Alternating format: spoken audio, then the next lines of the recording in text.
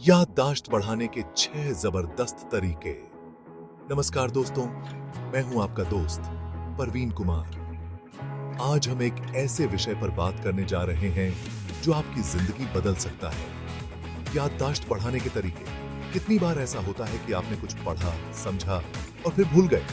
पढ़ाई का सबसे बड़ा दुश्मन है भूलना। लेकिन घबराइए मत, इसका उपाय है। जी हाँ, कुछ आसान से तरीके अपनाकर आप अपनी याददाश्त को इतना तेज बना सकते हैं कि आप वो सब कुछ याद रख पाएंगे जो आप चाहते हैं। तो तैयार हो जाइए अपनी जिंदगी में एक नया बदलाव लाने के लिए, क्योंकि आज हम सीखेंगे याददाश्त बढ़ाने के 6 जबरदस्त तरीके। दोस्तों, सबसे पहला कदम है पढ़ाई का सही माहौल बनाना। अगर आपका मन विचलित होगा तो आप कितना भी पढ़ें, याद नहीं रहेगा। अपने लिए एक शांत जगह चुनें जहां कोई आपको डिस्टर्ब न करे। अपना मोबाइल फोन, टीवी और बाकी सब डिस्ट्रैक्शंस दूर रखें। याद रखें, आपका दिमाग एक बगीचे की तरह है। अगर आप उसमें अच्छे बीज बोएंगे तो फल भी अच्छा मिलेगा। ठीक उसी तरह अगर आप शांत और पॉजिटिव माहौल में पढ़ेंगे तो आपका दिमाग भी बेहतर तरीके से जानकारी अब्सॉर्ब करेगा। यह कोई रॉकेट साइंस नहीं है, बल्कि कॉमन सेंस है। लेकिन कॉमन सेंस ही सबसे अनकॉमन होता है। तो आज से ही डिसाइड कर लीजिए कि आप अपनी पढ़ाई को इंपॉर्टेंस देंगे और उसके लिए सही माहौल बनाएं।